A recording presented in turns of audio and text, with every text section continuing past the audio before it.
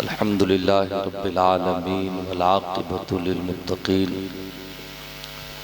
वस्सलातु वस्सलामु अला सय्यिदिल अशरफिल अंबिया'i वल मुरसलीन व अला आलिहि व अस्हाबिहि अजमाइन अम्मा बाद फ़अऊज़ु बिल्लाहि मिनश शैतानिर रजीम बिस्मिल्लाहिर रहमानिर रहीम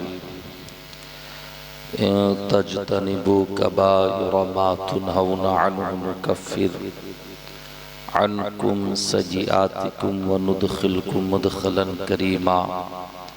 सदक़ल्लाहुल अलीयुल अज़ीम व सदक़ रसूलुहुन नबियुल अमीनुल मतीनुल करीम व नहनु अला ज़ालिका लमिनश शाहिदीन वश्शाकिरीन वज़्ज़ाकिरीन वल्हम्दुलिल्लाहि रब्बिल आलमीन।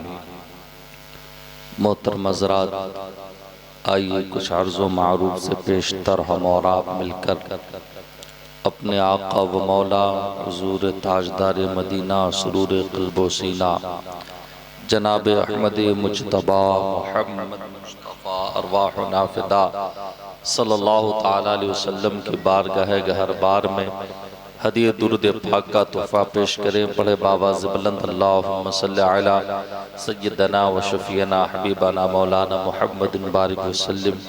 सलातु व सलामुन अलैका या रसूलुल्लाह, सलातु व सलामुन अलैका या हबीबल्लाह सल्लल्लाहु ताला अलैहि वसल्लम। ज़रात नबी पाक पर दुरूद पाक पढ़ने के बाद मिंबर नूर पर तशरीफ़ फरमा बावक़ार उलमाए ज़िल एहतराम शोराए ज़ाम मद्दख़ान इस्लाम मेरे पेश नज़र सामईन अहले सुन्नत पर्दे में रहकर समाअत करने वाली इज़्ज़त माब मेरी माँ और बहनों, अस्सलामु अलैकुम व रहमतुल्लाहि व बरकातुहू। हज़रात, अभी मुझसे पेशतर आप तमामी हज़रात ने शाहकार तरन्नुम बुलबुल बाग़ मदीना अली जनाब असग़र रज़ा मुनव्वरी इलाहाबादी को समाअत किया। उसी बीच इजहार रज़ा मुनव्वरी अली जनाब नक़ीब आज़म हिंदुस्तान नफ़ीस हबीबी साहब क़िबला से बेशुमार अशार को आपने समाअत किया और इन्होंने इतने अशार सुनाए जिससे आपके दिल के अंदर हलचल मच गई और आपके दिलो दिमाग को ज़ेरो ज़बर किया। थोड़ी देर के लिए मैं आपके सामने हाजिर आया हूँ। किसी महफिल में कम तादाद की वजह से हरगिज़ ये न सोचा जाए कि महफिल नाकाम हो गई। कामयाबी ये अल्लाह के हाथ में है। अगर हज़ारों लोग महफिल में हों और जो बात कही जाए उसमें से एक भी लोग अमल न करे तो वो महफिल कोई काम की नहीं। अगर सुनाने वाला एक हो और सुनने वाला भी एक ही हो और जो कहा जाए उस पर अमल कर ले तो वो महफिल यहाँ भी कामयाब है, आखिरत में भी कामयाब है। तो इससे कोई मतलब नहीं कि लोग नए हालात आपकी निगाहों के सामने हैं। बहरहाल आज पूरी दुनिया की हालात, बिलखुसूस मुल्क हिंदुस्तान के हालात को आप देख रहे हैं।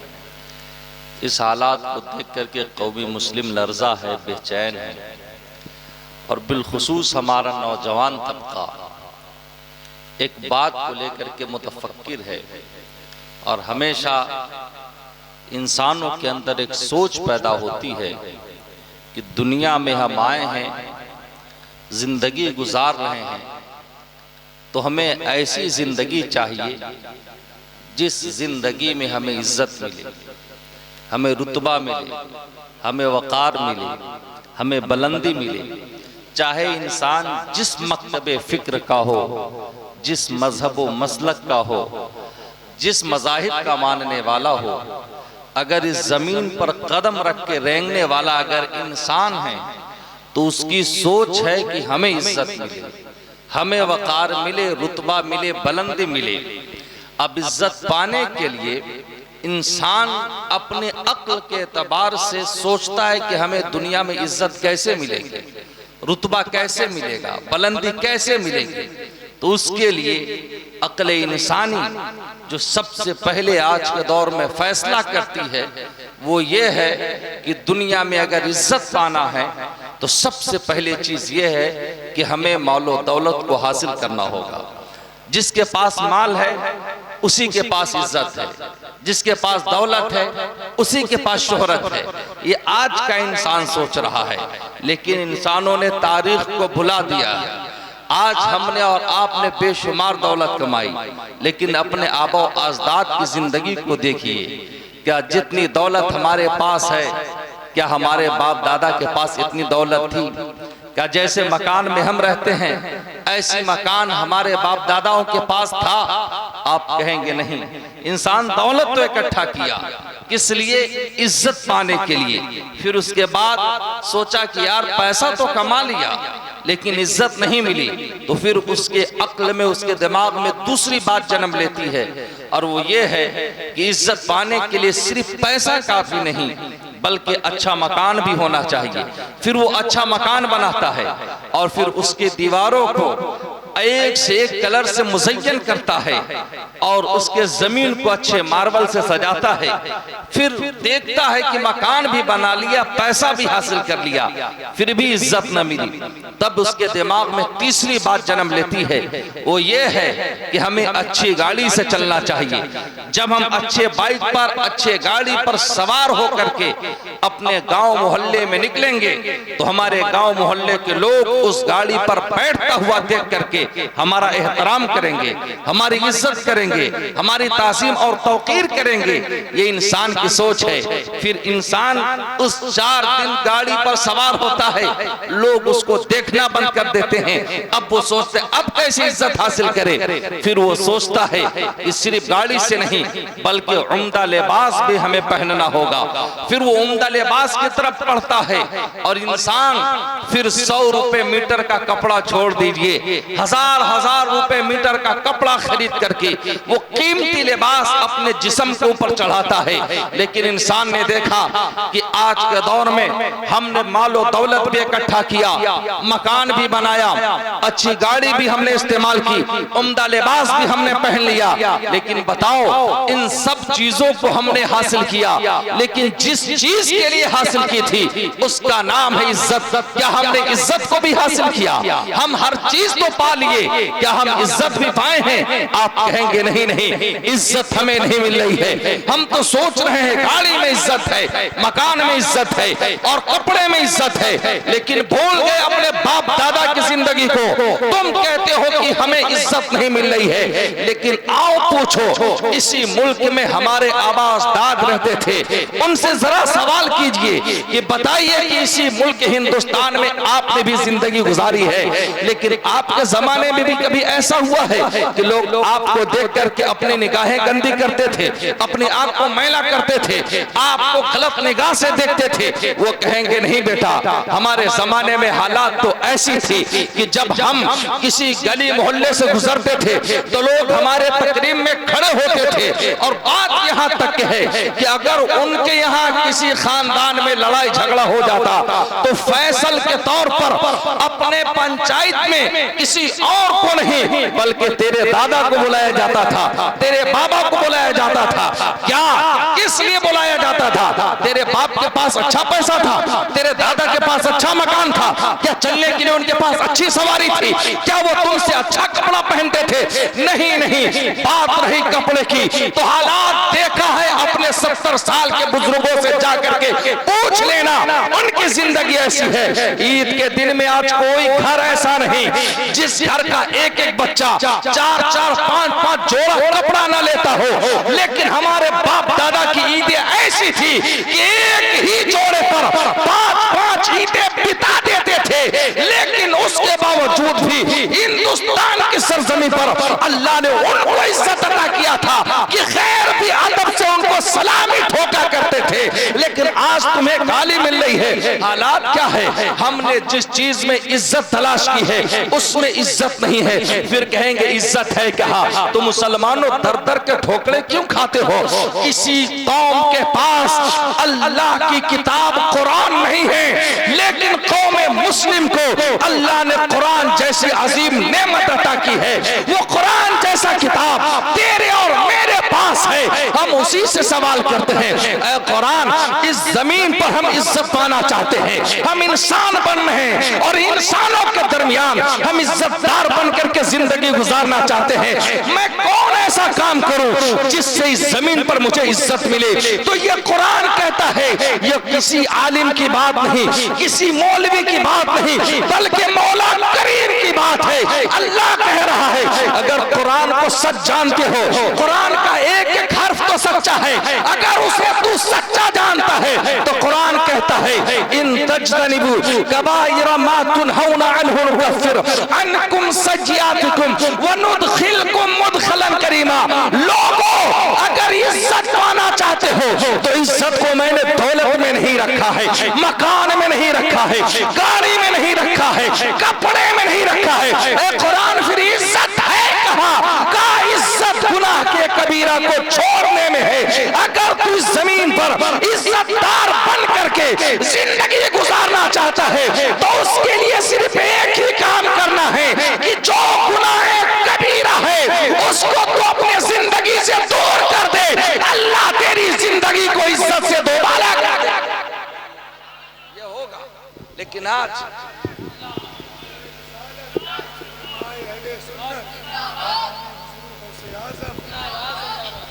हम देख रहे हैं, लोगों के सोच ये होगी कि नहीं नहीं, ऐसा नहीं हो सकता, इज्जत तो इन्हीं सारी चीजों की बुनियाद पर है।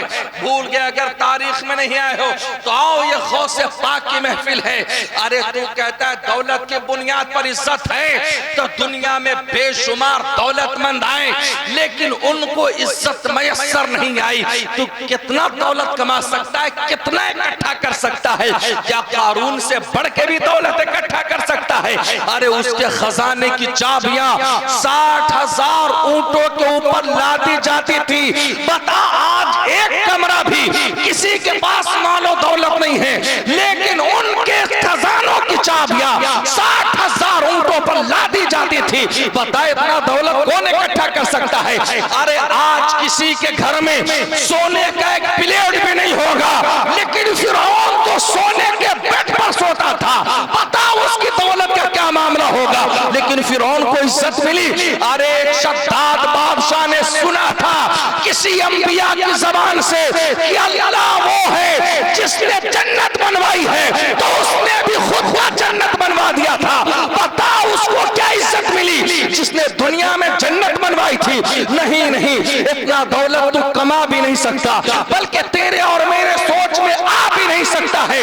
लेकिन इतने बड़े बड़े दौलतमंद आए हैं जिन्होंने दौलत की बुनियाद पर पूरी दुनिया में बहराम बर्पा किया था, जुल्म और बर्बरियत के पहाड़ ढाए थे, लेकिन इन दौलत वालों का कोई नामो नमूद ना रहा।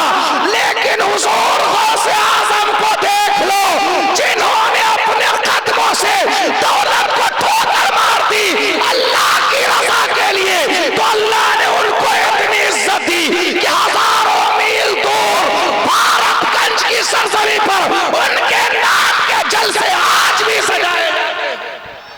बताओ, ये इज्जत किसने दी है?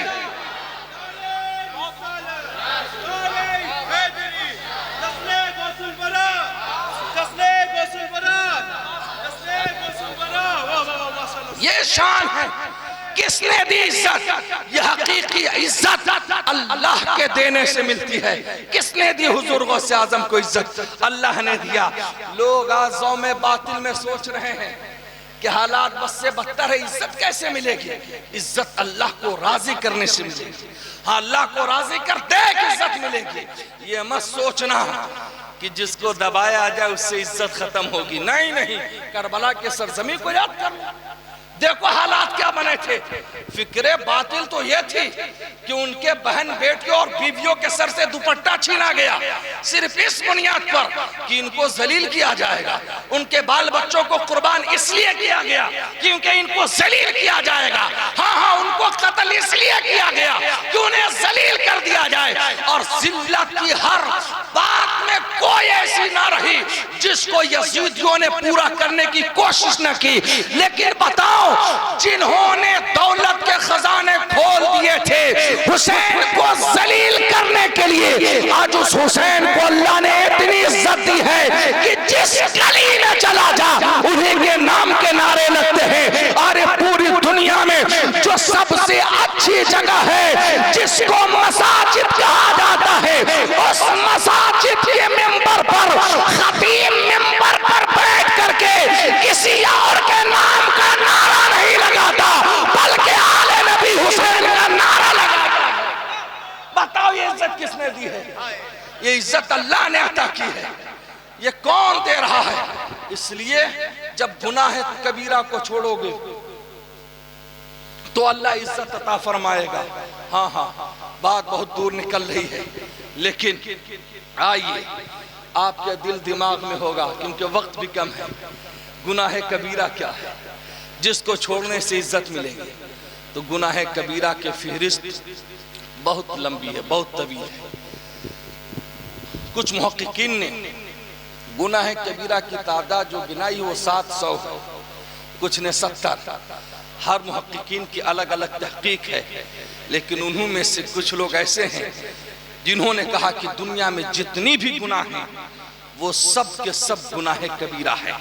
और उन्होंने अपनी दलील पेश की, कहा वो इसलिए कि जब तुम कोई गुनाह करते हो तो उस गुनाह से कोई और नाराज नहीं होता, बल्कि जिसने तुम्हें पैदा किया है, जिसने तेरी तख्लीक की है, जिसने तुझे जिंदगी अता की है, वो रब तुझसे नाराज हो जाता है।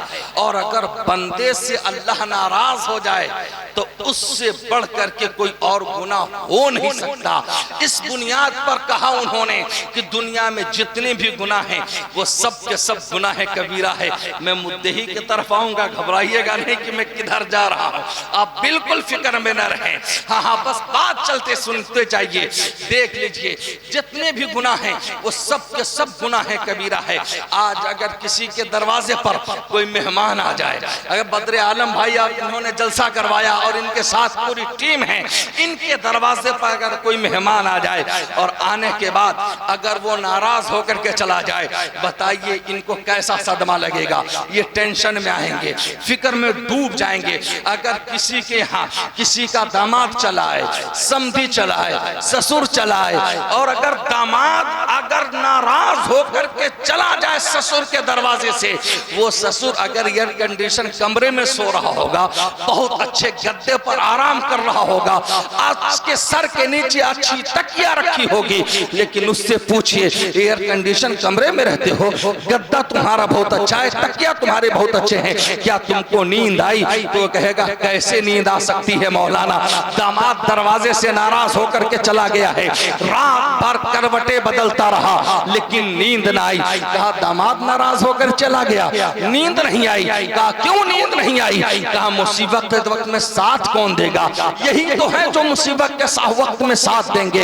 अगर किसी का ससुर नाराज होकर के चला जाए, लोग कहेंगे ससुर नाराज होकर के चला गया है, जब बेटे की शादी करूंगा तो कौन हमारी मदद के लिए खड़ा होगा? कोई कहेगा मामू नाराज होकर के चला गया, बेटी की शादी करता तो वही 10-20 हजार रुपए लेकर के खड़े रहते और वो हमारी मदद करते, लेकिन नाराज होकर के चला गया है, कौन अब हमारी मदद करेगा? इंसान इस टेंशन में डूब जाता है कि ससुर नाराज होकर के चला गया, दामाद नाराज होकर के चला गया। दामाद को नाराज करने पर या उनके नाराज होने से तेरी और हमारी नींद उड़ जाती है, लेकिन हम जब गुनाह कर रहे हैं और उस गुनाह से अल्लाह हमारा नाराज हो रहा है। अल्लाह कौन है जो अपने बंदों से 70 माओं से ज्यादा मोहब्बत करता है? इतना मुशफ़िक़ मेहरबान रब तुझसे नाराज हो रहा है, लेकिन अल्लाह के नाराज होने से तेरी नींद खराब नहीं होती, बल्कि तेरे अक्ल शऊर में ये बात भी पैदा नहीं होती कि मेरा करीब रब मुझसे नाराज हो रहा है। अरे किसी का समधी नाराज हो, दामाद नाराज हो तो मुसीबत के वक्त में काम आएगा, पड़ोसी काम आएंगे, 10-20 हजार से तेरी मदद करेंगे, लेकिन याद रख अल्लाह ने तुझे कितनी नेमतें अता किया है जिसका कोई शुमार नहीं है। आज ये पाँव जिसके ऊपर तेरे जिस्म का पूरा वजूद टिका हुआ है और इस अपने वजूद को एक जगह से दूसरे जगह जिसके जरिए पहुंचाते हो उसको पाँव कहते हैं। इस पाँव के अंदर ताकत किसने रखी है? या अल्लाह ने रखी है। बता, किसी के समधी ने आकर के रखा है या किसी के मामू ने आकर के रखा है या किसी के दामाद ने पाँव के अंदर ताकत दी है? बताओ ये किसने दिया है? तो आप कहोगे ये देने वाली जात अल्लाह की है। हाँ हाँ, अगर अल्लाह ने तेरे पाँव के अंदर ताकत दी है तो वो जब चाहेगा छीन लेगा। अरे समधी नाराज हो जाए तो शादी के वक्त में पैसा देना बंद कर देता है। अगर अल्लाह नाराज हो जाए चलने की ताकत छीन ले। बताओ कौन क्या कर सकता है? ये हाथ जिसके ऊपर तुम फख्र करते रहते हो, इस हाथ के अंदर, इस बाजू के अंदर कुव्वत किसने पैदा की है? तो आप कहोगे अल्लाह ने पैदा किया है। बताओ इसके अंदर से अल्लाह ने अगर इसकी कुव्वत को छीन लिया तब क्या करोगे? ये जिस्म के अंदर जो आज़ा है, ये आंख है, ये कान है, ये नाक है, ये सारे चीजें किसने अता की है? तो आप कहोगे अल्लाह ने अता की है। बताओ इस आंख की ताकत अगर अल्लाह ने छीन ली तो फिर बताओ क्या किया जाएगा? अरे दुनिया में अरबों खरबों रुपए लगा करके भी इंसान एक आंख को ठीक नहीं कर सकता है, उसकी रोशनी को वापस नहीं ला सकता है। आंख तुझे मिली, कान तुझे मिला, लेकिन इस नेमत का तूने जो है सही इस्तेमाल न किया। लोगों को अगर नाराज करते हो तो लोग तुमसे दूर हो जाते हैं, बातचीत करना बंद कर देते हैं। जो नेमत तुमको देते रहते हैं वो नेमत देना बंद कर देते हैं। या आंख जैसी नेमत अल्लाह ने तुमको अता की है, जिस आंख की रोशनी से पूरी दुनिया को तू अपने दिमाग के सामने रखता है। अगर इस आंख के जरिए तूने अल्लाह को नाराज किया, गंदी पिक्चरों की तरफ उठा करके, सीरियलों की तरफ उठा करके, अगर इस आंख की रोशनी को अल्लाह ने छीन लिया, बता फिर तो क्या कर सकता है? किसके दर पे जाएगा? जहां से आंख की रोशनी मांगेगा किसी का दर ऐसा नहीं मिलेगा। जहां जाकर के तुझे आंख के अंदर रोशनी मिले, ये अल्लाह है जिसने हमारे गुनाहों के ऊपर पर्दा डाल रखा है, हमें झूठ दे रखा है। और इसलिए कि हमारे ऊपर बुजुर्गाने दीन का साया है, उनकी बुनियाद पर हम बचे हुए हैं। रसूलुल्लाह इस कायनात में मौजूद हैं जिसकी बुनियाद पर हमारे गुनाहों पे पकड़ नहीं होती। नहीं तो और नबियों की कौमें एक एक गुनाह की और उनको सजा फौरन मिल गई, लेकिन हम हजार गुनाह करते रहते हैं, लेकिन हमें गुनाह के ऊपर जो सजा नहीं मिल रही है। इसलिए कि नबी ये रहमत इस कायनात में मौजूद है, लेकिन हुजूर का दिल दुखा रहे हो और ये कराम का भी दिल दुखा रहे हो। किस बुनियाद पर? सिर्फ दुनिया में गुनाह करने की वजह से। इसलिए मुसलमानों, गुनाह ना करो। अगर गुनाह करना बंद न किया फिर इज्जत नहीं मिलेगी, वकार नहीं मिलेगा, रुतबा नहीं मिलेगा। बहरहाल हज़रात, वक्त काफी ज्यादा है, फिर कभी मौका मिला तो इंशाअल्लाह मुकम्मल गुफ्तगू करूंगा। अभी तो उन्वान की शुरुआत ही तमहीद ही में बात खत्म कर रहा हूँ। अल्लाह तबारक व तआला कहने सुनने से कहीं ज्यादा हम सबको अमल की तौफीक व रौफीक अता फरमाए। व आखिर दावाना अल्हम्दुलिल्लाह रब्बिल आलमीन।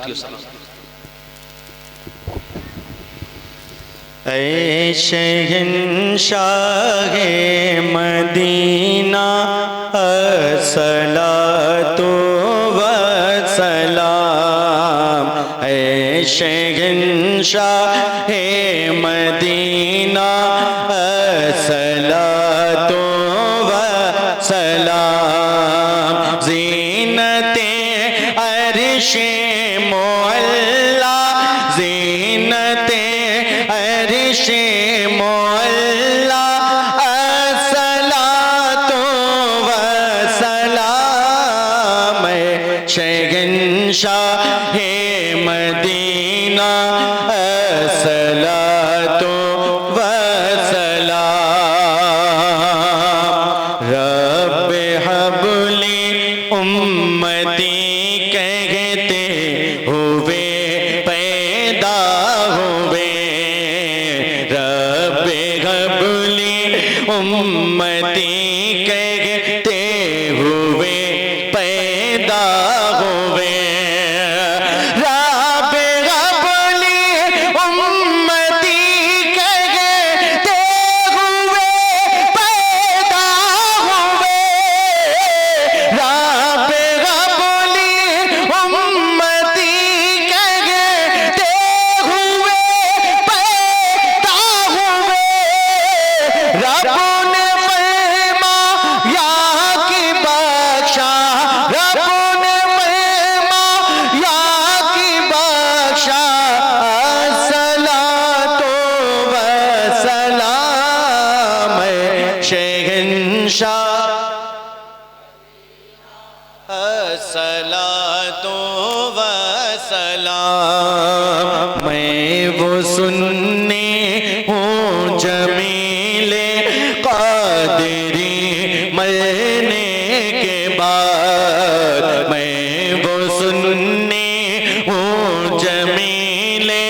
कादरी मरने के बाद मैं वो सैनी हूँ जमीले कादरी मरने के बाद मेरा लाशा भी कहेगा, मेरा लाशा भी पढ़ेगा अस्सलातु व सलाम शहंशाह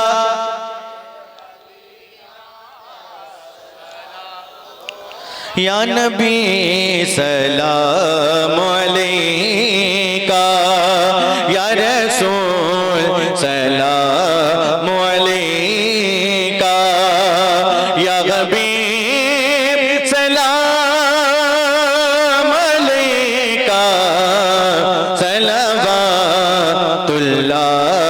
अलैका।